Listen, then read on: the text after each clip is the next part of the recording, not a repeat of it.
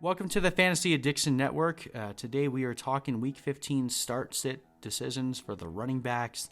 Again, I know at this point in the year, so many things going on between the holidays coming up, people in college dealing with finals, stress over just finding time to meet with family, lots of travel plans. This can be one of the hardest times of the year for people to be able to make informed and well thought out fantasy decisions. So that's what we're going to hopefully help you guys do today. If you don't have a lot of time, my start sets this week, I have number 5 starts. I have Marlon Mack, 4 Phillip Lindsay for the Denver Broncos, 3 Kareem Hunt, 2 combination of Josh Jacobs or DeAndre Washington. Josh Jacobs if he starts. If he is not starting this week, then just change that to DeAndre Washington. And then number 1, my start of the week is Carson. Looking at my sits, I have Kenyan Drake, Beau Scarborough, James Conner, Devonta Freeman, and Joe Mixon. All right, so let's get into this for those of you that actually care about the meat of where I am with these choices and how I got to this conclusion. We'll start with number 5 for my starts. We'll look at Marlon Mack. All right, so this one is very interesting, and I've seen a lot of people looking to bench Marlon Mack this week. They've been looking at the stats over the course of the season and looking at the New Orleans Saints at number 29 in fantasy points allowed against the running back position for the entire year. So overall, that's pretty good. They're really good against the run, but over the last 5 weeks, the Saints are actually number 5 in fantasy points allowed against the running backs. So what gives? Well, they've had some injuries. Marcus Davenport is having a season-ending foot surgery, and we have just overall the Saints defense have not been nearly as consistent or staunch against the run in the past couple weeks. Marlon Mack didn't have a great performance against Tampa Bay, but Tampa Bay has been a consistently good run defense all season long. New Orleans defense kind of got exposed last week as well against the 49ers. I'm looking for this game to be pretty high scoring. I think Marlon Mack is actually a good start this week. He didn't have any targets last week, but again, the Tampa Bay Buccaneers are just really good at shutting down running backs. I think this is a good rebound game for Marlon Mack. If you've held him up to this point, you probably have another option because you're used to him being injured, but I think that you can start him with confidence this week. All right. Let's go to number 4. Number 4, we have Phillip Lindsay at Kansas City.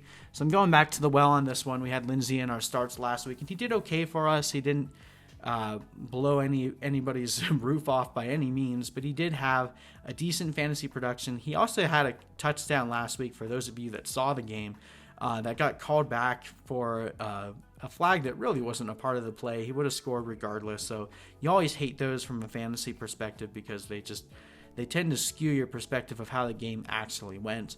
But Phillip Lindsay is a great play this week. Kansas City is number 2 in fantasy points allowed against the runner all season long. Over the last 5 weeks, they've gotten a little better. They're number 9 over the last 5 weeks, but that's still bad. I think Phillip Lindsay is a strong play this week. He's still getting targets in the passing game with Drew Lock under center, and I think he's their best runner overall. And he is always has the capability of blowing off a really large run. So I think if you have Phillip Lindsay, go back to the well, trust him this week against Kansas City. Okay, number 3, Kareem Hunt at Arizona. Arizona, not a very good defense. They're number 11 in fantasy points allowed to the running back position for the entire season. And over the last 5 weeks, they're actually gotten worse. They're number 8. Hunt has been ultra efficient this year. He's been looking very similar to the way that we are used to seeing Kareem Hunt look back when he used to play for the Kansas City Chiefs, and much to the great depression of the people that drafted Nick Chubb, he looks like he's the better pass catcher on the team, and he's honestly, ever since he's come back, he's been a running back 1 pretty much every week, if not a high-end running back 2. So I'm not scared of playing him at Arizona at all. If you have Kareem Hunt, I think that you need to make sure he's in your lineup because he will most likely continue that trend. All right, so let's go to number 2. This is our Josh Jacobs, DeAndre Washington pair. I'm not recommending that you start both of them. If Josh Jacobs is playing, then you don't start DeAndre Washington. But if Josh Jacobs does end up missing another week with this shoulder issue, then DeAndre Washington becomes an immediate start for you. They're playing the Jacksonville Jaguars. The Jaguars are third in fantasy points allowed to the running backs all season long, and they're actually number 2 in the last 5 weeks. We just saw Austin Eckler put up 100 yards receiving and 100 yards rushing in the same game against the Jaguars, in the same game that Melvin Gordon also had a good game. So Jacksonville is absolutely falling apart from a franchise perspective. They have no run defense to speak of. Whoever is the starter for the Raiders, they need to be on your fantasy team. It's simple as that. And then my start of the week, Chris Carson. I feel like this is going to be kind of a take lock across the fantasy community, but I'm staking my claim along there with him. Chris Carson basically just got handed back full control of this backfield last week when Rashad Penny unfortunately went down to a season-ending ACL injury. So pour one out for Rashad Penny, but if you have Chris Carson, it's one of those moments where you're like, I should feel bad right now, but I mean, I just hope Rashad Penny's okay, because now Chris Carson is going to be a tremendous fantasy play going forward. He's already been pretty good, but without Rashad Penny looming, who had started to come on and steal some of his carries, Chris Carson is a must play going forward, and especially this week because Carolina is the worst team against the run.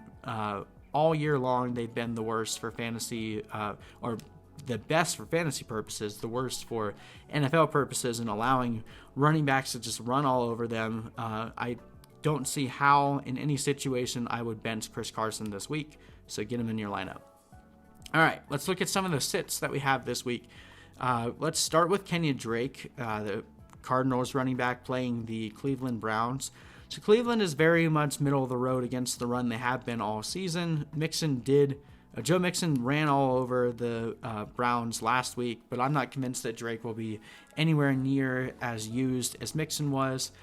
Mixon is pretty much the only guy in the backfield. Giovanni Bernard's not stealing any significant carries, whereas in Arizona, yes, Drake is getting the majority of the carries, but David Johnson has been getting more involved. He had that receiving touchdown last week. And overall, I just don't think that Kenyan Drake is going to do as much against Cleveland as and honestly, he hasn't even really been that good the past couple weeks. I think in the last 2 weeks, he's failed to score 10 fantasy points in PPR. So in PPR is the only league that you're really considering starting Drake anyway, and I'm more excited about starting someone that you could probably get on the waiver wire like Patrick Laird or DeAndre Washington this week than I would be with Kenyan Drake. So if you have Kenyan Drake, consider benching him this week. Another running back that I'm looking to pivot off of, if at all possible, is Beau Scarborough. So Beau Scarborough has been okay. He's really been more of a standard play. You probably haven't been using him in PPR at all because, well, for one, he doesn't catch any passes, and two, he's had a couple decent games, but overall he has been pretty middle of the road. Even in standard, he's been getting about 80 yards a week, but again, with no receptions, that really limits his upside. So I'm really looking to bench him this week, though, because he's playing Tampa Bay. Tampa Bay has been lights out against the running backs in fantasy all season long. They're number 30 in fantasy points allowed. And that really hasn't changed. So if you can get by without starting Beau Scarborough this week, you're going to be thankful. Okay, let's start to get to some of the bigger names here. First, we'll start with James Conner. So James Conner is back finally. It looks like he's going to re-debut after missing quite a few games with that shoulder injury. But unfortunately, his first week back, he gets to play Buffalo. Now, Buffalo isn't the worst matchup for the runner. They're number 19 in points allowed for the running backs on the year. But first week coming back from an injury this year has been really bad for most players. So I'm looking for him to be on a snap count. So when you think you have an ailing running back with the potential for re-injury, you're playing a strong defense, you're going to be on a pitch count, I'm going to pass on this one. I look for this to be a pretty low-scoring game. Yes, James Conner might end up getting a touchdown and make you sad that you benched him, but overall, I'm not going to bank on that. If you have James Conner, you've already found a replacement for him, I'd continue going with that replacement option if they have a good matchup. Okay, Devonta Freeman back in this column again this week. Now, I know last week we recommended a bench, and he ended up doing well, but he played Carolina, who was a really good defense, so that one was just a miss on my part. This week should be pretty easy. He's playing San Francisco. They are 30th in fantasy points allowed. They haven't gotten worse. Their run defense has been really strong, led by Nick Bosa, all season long. I don't want to trust anyone in the run game against San Francisco going forward. Alvin Kamara just put up a dud against them. There's not really much reason to have faith that Devonta Freeman is going to have a very good game this week. I think that San Francisco ends up routing the 49ers, so if Atlanta has any offensive players this week, it's going to be in the pass game because you're probably going to have to abandon the run pretty early. So if you have Devonta Freeman, I'm looking elsewhere this week.